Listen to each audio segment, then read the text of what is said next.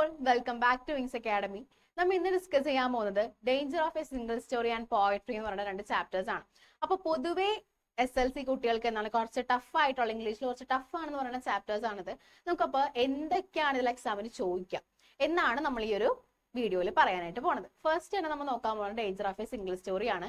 അപ്പോൾ ഇതൊരു സ്പീച്ച് ആണ്. സ്പീച്ചിൽ ഡെലിവർ ചെയ്യണത് ബാക്കിൽ നിങ്ങൾ ഫോട്ടോ ആണ് ഉണ്ടാവും. ആരാണ്? അടിച്ചി നമ്മൾ ഷോർട്ട് നെയിം ആയിട്ട് വിളിക്കും. ശരിക്കുള്ള ഫുൾ നെയിം എന്താണ്? ചിമ്മമ്പണ്ട നെങ്കോസി അടിച്ചി എന്ന് പറയുന്ന ഒരു നൈജീരിയൻ അല്ലെങ്കിൽ ഒരു ആഫ്രിക്കൻ നോവലിസ്റ്റ് ആണ് ആര്? നമ്മുടെ അടിച്ചി. അതാണ് ആ ഒരു പെണ്ണാണ് എന്ത് ഈ ഒരു സ്പീച്ച് ഡെലിവർ ചെയ്യണത്. നമുക്ക് നേരെ ഇതിൽ എന്താണ് പഠിക്കുന്നത് നോക്കാം. നിങ്ങൾ മെയിൻ ആയിട്ട് പഠിക്കേണ്ടതാണ് ഇതിന്റെ റൈറ്റ് അപ്പ്. മിക്കപ്പോഴും എക്സാമിന് ചോദിച്ചു കാണാനുള്ള ക്വസ്റ്റൻ ആണ് എന്ത് ഇതിന്റെ ഈ ഒരു ചാപ്റ്ററിന്റെ റൈറ്റ് അപ്പ്. അപ്പൊ നമുക്ക് നേരെ നോക്കാം എന്താണ് നോക്കാം.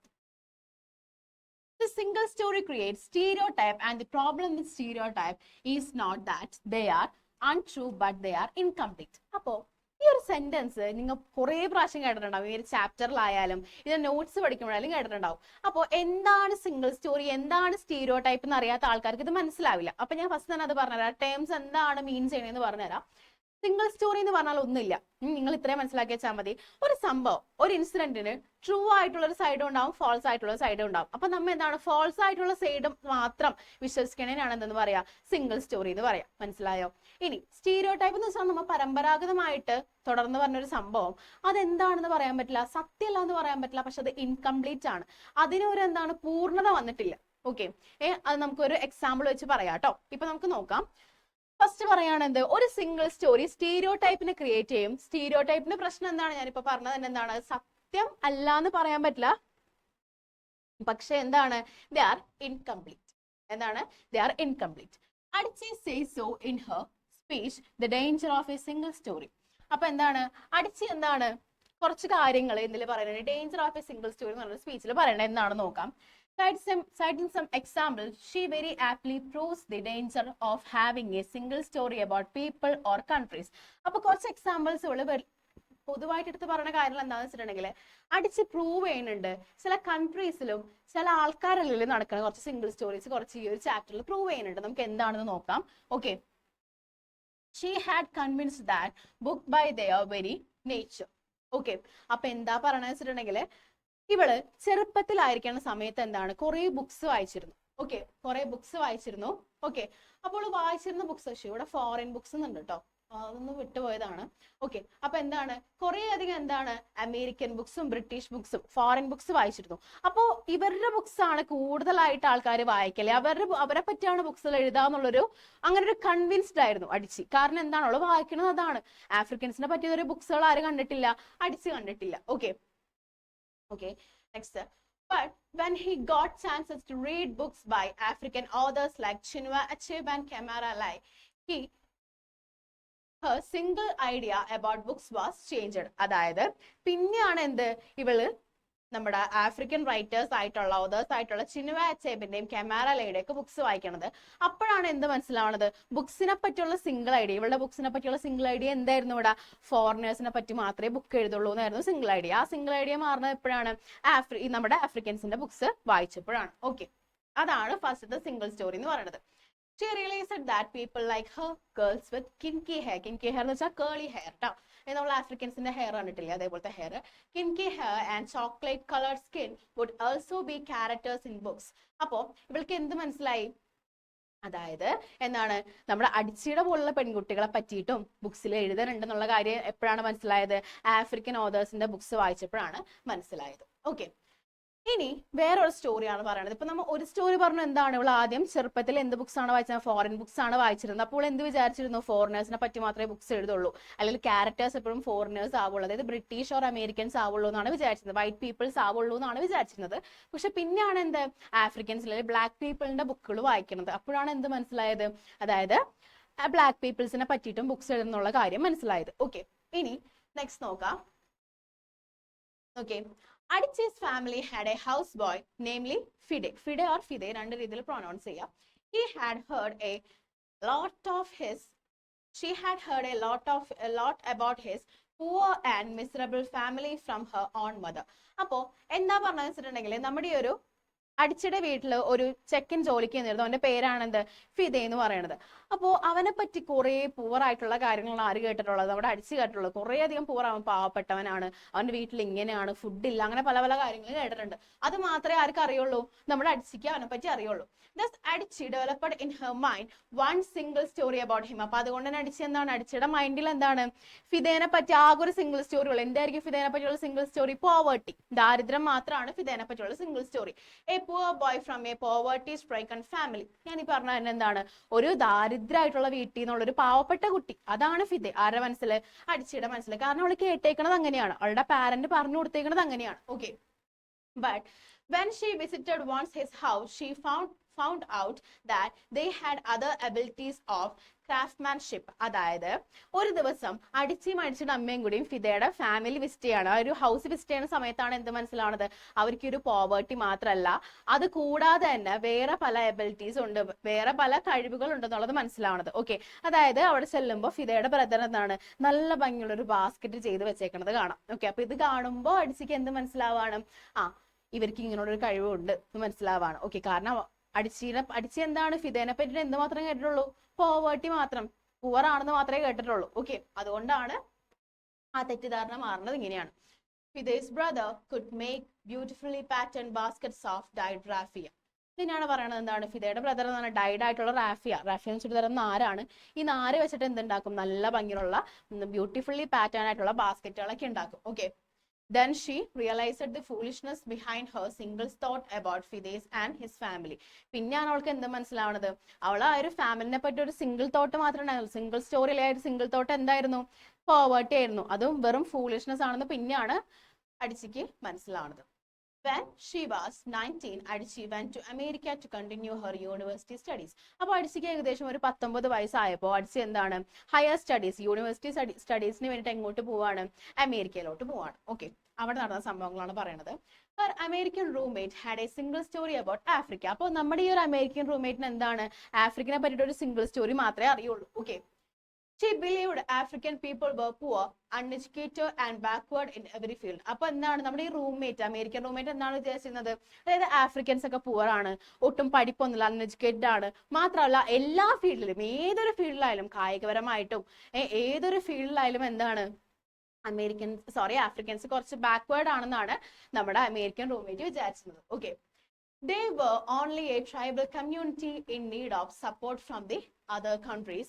In her single story about Africa, she even did not know that English was official language of Nigeria and was shocked to hear Adichi's good English. അപ്പൊ എന്താ പറഞ്ഞിട്ടുണ്ടെങ്കിൽ, ഇവർ വിചാരിച്ചത് ലൈക്ക് ഒരു ട്രൈബൽ കമ്മ്യൂണിറ്റി പോലെയാണ്, അത്രേ വിചാരിച്ചിരുന്നുള്ളൂ. അത്രയും ആരെ പറ്റി വിചാരിച്ചിരുന്നുള്ളൂ, ആഫ്രിക്കൻസിനെ പറ്റി വിചാരിച്ചിരുന്നുള്ളൂ. പിന്നെ എന്താണ്, ആഫ്രിക്കൻസ് ഭയങ്കര ഫ്ലൂവന്റ് ആയിട്ട് എന്താണ് ഇംഗ്ലീഷ് സംസാരിക്കുന്ന ആർക്ക് അറിയില്ലായിരുന്നു, ഈ അമേരിക്കൻ റൂംമേറ്റിന് അറിയില്ലായിരുന്നു. കാരണം അമേരിക്കൻ റൂംമേറ്റ് ചെറുപ്പത്തിൽ എന്താണ് കേട്ടിട്ടുണ്ടാവുക, ആഫ്രിക്കൻസ് ഒക്കെ പാവപ്പെട്ടവരാണ്, അവരുടെ കയ്യിൽ പൈസ ഇല്ല, അവർക്ക് ഇംഗ്ലീഷ് പറയാൻ അറിയില്ല എന്നൊക്കെയാണ് വിചാരിച്ചത്. പക്ഷേ ആഫ്രിക്കയിലെ ഒഫീഷ്യൽ ലാംഗ്വേജ് എന്താണ്, ഇംഗ്ലീഷ് ആണ്. ഒരു കമ്മ്യൂണിക്കേറ്റ് ചെയ്യണം, നമ്മളിപ്പോൾ മദർ ടങ്ങിൽ, നമ്മുടെ മദർ ടങ് എന്താണ്, മലയാളമാണ്. അതേപോലെ തന്നെ ഒരു കമ്മ്യൂണിക്കേറ്റ് ചെയ്യുന്ന ഒഫീഷ്യൽ ലാംഗ്വേജ് ആണ് എന്ത്, ഇംഗ്ലീഷ് എന്ന് പറയുന്നത്. ഓക്കെ, അത് ആർക്ക് അറിയില്ലായിരുന്നു, റൂംമേറ്റിന് അറിയില്ലായിരുന്നു. പഠിച്ച് ഭയങ്കര നന്നായിട്ട് ഫ്ലുവന്റ് ആയിട്ട് ഇംഗ്ലീഷിൽ സംസാരിക്കുന്ന കാണുമ്പോൾ നമ്മുടെ റൂംമേറ്റ് എന്താണ്, ആശ്ചര്യപ്പെടുന്നുണ്ട്, പെട്ടെന്ന് അത്ഭുതപ്പെട്ടു പോകുന്നുണ്ട്. ഓക്കെ, നോക്കാം, നെക്സ്റ്റ് നോക്കാം. She had always a patronizing, pity feeling towards അടിച്ചി. പാട്രണൈസിംഗ് എന്ന് വെച്ചാൽ ഉദ്ദേശിക്കുന്നത് നമുക്കിങ്ങനെ ഭയങ്കര ഒരു സഹതാപത്തോട് കൂടിയുള്ളൊരു സ്നേഹം എന്നൊക്കെ പറയില്ലേ, ഭയങ്കര സഹതാപത്തോട് കൂടി മാത്രമുള്ള സ്നേഹത്തിനാണ് പാട്രണൈസിംഗ് എന്ന് പറയുന്നത്.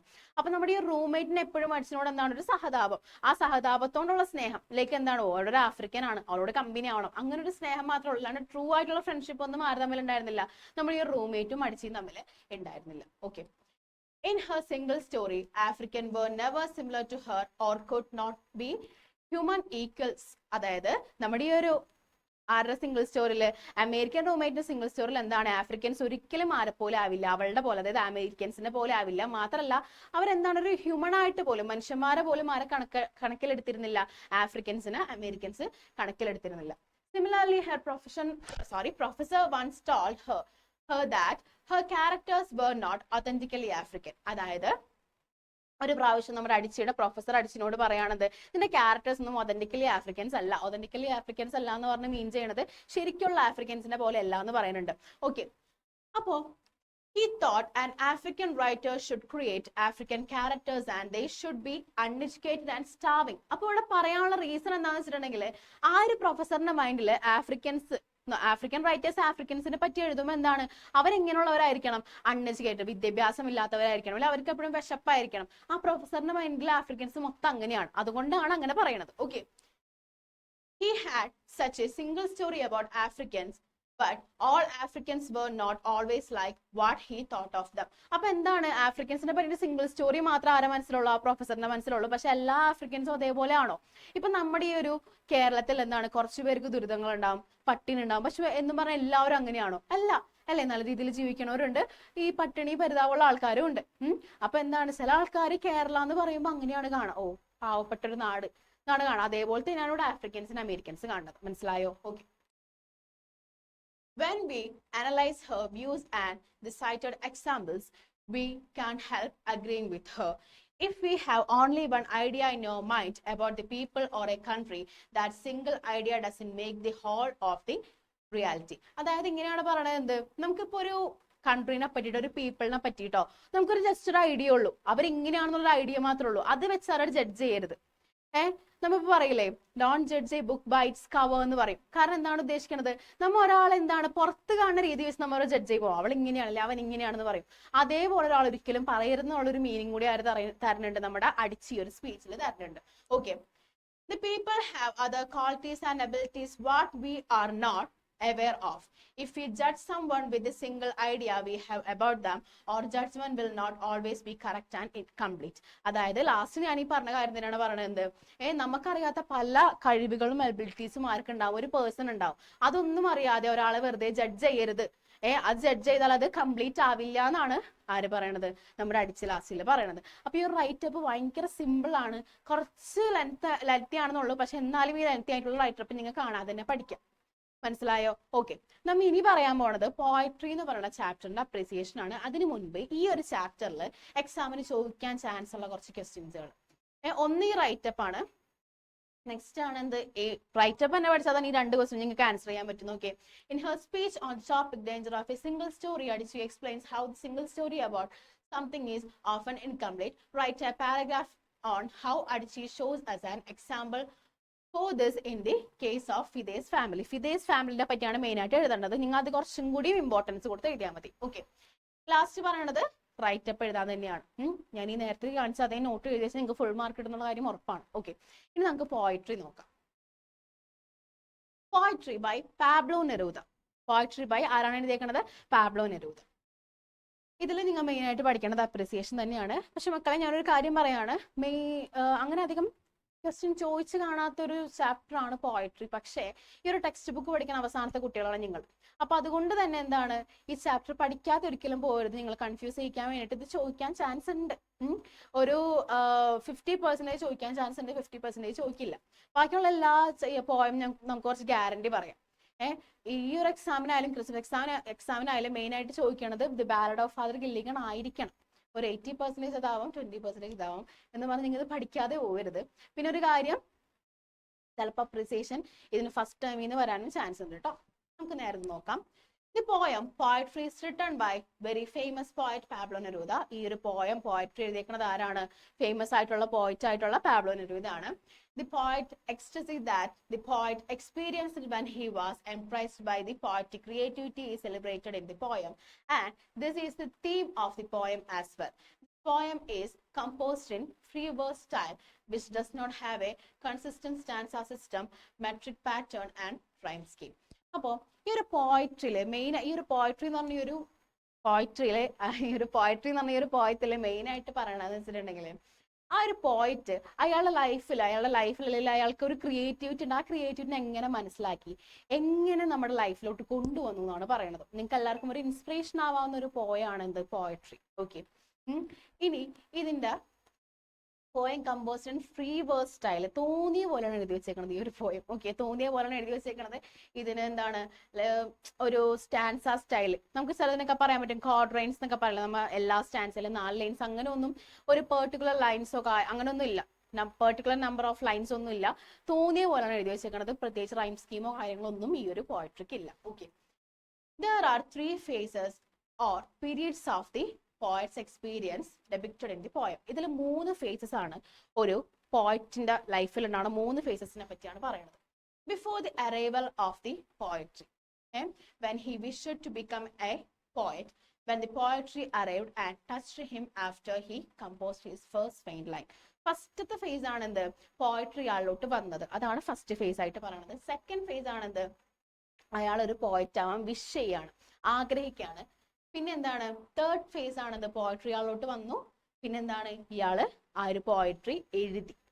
ഇങ്ങനെ 3 ഫേസുകളാണ് നമുക്ക് പഠിക്കാനായിട്ടുള്ളത് ഇതിൽ. ഇനി ശ്രദ്ധിക്കുക, the poet says that the poetry arrived in search of him and touched him.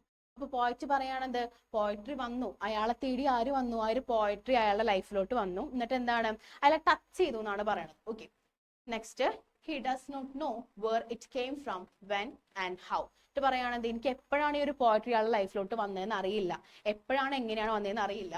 Okay, he was a man without a name and fame before the arrival of the poetry. അപ്പൊ പറയുകയാണെന്ത്, ഈ ഒരു പോയട്രി ആളുടെ ലൈഫിലോട്ട് വരുന്നതിന് മുമ്പ് ഇയാൾക്ക് എന്തുണ്ടായില്ല, വലിയ പേരും പ്രശസ്തിയൊന്നും ഉണ്ടായിരുന്നില്ല. ഓക്കെ, പോയട്രി ആളുടെ ലൈഫിലോട്ട് വരുന്ന മുമ്പ് എന്തുണ്ടായില്ല, വലിയ പേരും പ്രശസ്തിയൊന്നും ഉണ്ടായിരുന്നില്ല. when it touched him he became like a dumb and blind person, but he felt something started in his soul. അപ്പോ പക്ഷെ പോയട്രി ആളെ ടച്ച് ചെയ്തതിനു ശേഷം ഇയാൾക്ക് എന്താണ്, ഇയാളൊരു ബ്ലൈൻഡ് ആയിട്ടുള്ള ഡംബ് ആയിട്ടുള്ള പേഴ്സൺ ആയിട്ട് തോന്നി. പക്ഷെ അതേ സെയിം സമയത്ത് തന്നെ ഇയാളുടെ ലൈഫിൽ എന്തോ പുതുതായിട്ട്, ഇയാളുടെ സോളിൽ എന്തോ പുതുതായിട്ട് സ്റ്റാർട്ട് ചെയ്യണ പോലെ തോന്നി എന്നാണ് പറയുന്നത്. he could not name exactly what it was. It was something like favor, poetic passion, or forgotten wings, nameless emotions in or inborn but unknown abilities. Deciphering that poetic passion or fire, he brought his first lines. അപ്പൊ ഇയാൾ പറയുകയാണെങ്കിൽ ഇയാളുടെ ലൈഫിൽ എന്തോ പുതുതായിട്ട് start ചെയ്ത പോലെ തോന്നി.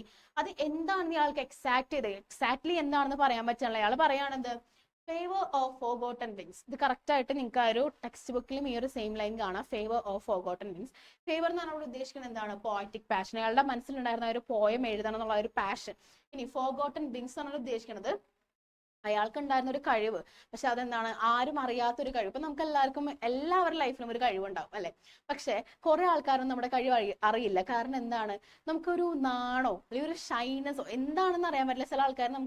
ചിലർക്ക് നന്നായിട്ട് പാടാൻ പറ്റും, പക്ഷെ ചില ആൾക്കാർ പാടില്ല. ഡാൻസ് കളിക്കാൻ പറ്റും, ഡാൻസ് കളിക്കില്ല. കാരണം എന്താണ്, അവർക്ക് ആ ഒരു കഴിവ് പുറത്ത് കാണിക്കാൻ ചിലപ്പോൾ താല്പര്യമുള്ള, ചിലർക്ക് പേടിയായിരിക്കും, നാണായിരിക്കും. ഓക്കെ, അപ്പൊ ഇയാൾ പറയാണെന്ത്, ഇവിടെ ഫീവർ എന്ന് പറഞ്ഞാൽ എന്താണ്, poetic passion, and forgotten wings എന്താണ്, nameless emotion or inborn but unknown abilities, അറിയപ്പെടാതെ പോയ എബിലിറ്റീസ്. ഓക്കെ, അപ്പോ എന്നിട്ട് ലാസ്റ്റ് പറയുകയാണെന്ത്, ആ ഒരു ഫയറിനെ ഇയാൾ മനസ്സിലാക്കിയെന്നാണ്. ആ ഒരു ഫയറിനെ ഇയാൾ മനസ്സിലാക്കിയിട്ട് എന്ത് ചെയ്യാനായിട്ട് സ്റ്റാർട്ട് ചെയ്യാണ്, he wrote his first line. അങ്ങനെ ആ ഒരു ഫയറിന് ഇയാളുടെ ലൈഫിൽ വന്ന്, ഇയാളുടെ സോളിൽ വന്ന് എന്താണ്, ആ ഒരു ക്രിയേറ്റിവിറ്റി മനസ്സിലാക്കി ഇയാൾ എഴുതാനായിട്ട് സ്റ്റാർട്ട് ചെയ്യാണ്.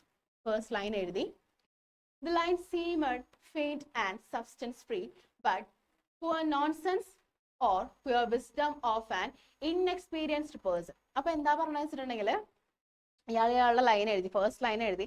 ഫസ്റ്റ് ലൈൻ ഇപ്പൊ നമ്മുടെ ലൈഫിൽ നമ്മൾ ആദ്യമായിട്ട് എന്ത് ചെയ്യുമ്പോഴും ഫസ്റ്റ് തന്നെ നന്നാവണമെന്നുണ്ടോ, ഇല്ല. ഫസ്റ്റ് ലൈൻ എഴുതി, ഇപ്പൊ നമ്മ ഒരു നല്ലൊരു പാട്ട് പാടാണ്, പാട്ടിനെ പറ്റി അധികം അറിയാത്ത ഒരാൾക്ക് എന്താണ്, അത് നല്ല രസമുണ്ടെന്ന് തോന്നും. പക്ഷെ പാട്ടിനെ പറ്റി എല്ലാം അറിയുന്ന ആൾക്കാർക്ക് എന്താണ്, ചിലപ്പോൾ നോൺസെൻസ് ആയിട്ട് തോന്നും. അത് ഞാൻ ഇവിടെ പറയണത്, നമ്മുടെ പോയിറ്റ് പറയുകയാണെന്ത്, പോയിറ്റിനെ പറ്റി നല്ല അറിവുള്ള ആൾക്കാർക്ക് ഇത് എന്തായിട്ട് തോന്നും, ഒരു നോൺസെൻസ് ആയിട്ട് തോന്നും. പക്ഷെ അറിവില്ലാത്തവർക്ക് പ്യുവർ വിസ്ഡം, നല്ല അറിവായിട്ട് തോന്നും എന്നാണ് പറയുന്നത്. Okay, anyhow when he composed his line, some new world of heavens opened in front of him. അപ്പോൾ ഇയാളുടെ ലൈൻസ് ഒക്കെ എഴുതി കഴിഞ്ഞപ്പോൾ എന്താണ്, ഒരു ഹെവൻ ഇയാൾക്ക് തുറന്നു വെച്ച പോലെ തോന്നുകയാണ്. കാരണം എന്താണ്, നമുക്ക് ഈ ലോകത്തിനുള്ള എന്തിനെ പറ്റിയിട്ട് വേണമെങ്കിലും എന്തിൽ എഴുതാൻ പറ്റും, ഒരു പോയട്രിയിൽ എഴുതാനായിട്ട് പറ്റും. അതുകൊണ്ടാണ് അങ്ങനെ പറയുന്നത്. he could see different things in the universe from planets to palpating plantations. അപ്പൊ എന്താണ്, ഈ യൂണിവേഴ്സിലുള്ള പല പല കാര്യങ്ങളും അയാൾക്ക് ഇപ്പൊ കാണാനായിട്ട് പറ്റി. മാത്രമല്ല എന്താണ്, പാൽപിറ്റേറ്റിംഗ് പ്ലാന്റേഷൻസ് എന്നാണ് ഉദ്ദേശിക്കുന്നത്, ഹൃദയമുടിപ്പുള്ള പ്ലാന്റേഷൻസ്. എല്ലാത്തിനും ഒരു സ്പന്ദനം തോന്നി തുടങ്ങി. ഓക്കെ, ഇനി though he was an infinitesimal being and similarity of ignorance, he could enjoy the beauty of the starry sky and feel himself to be a part of the abyss.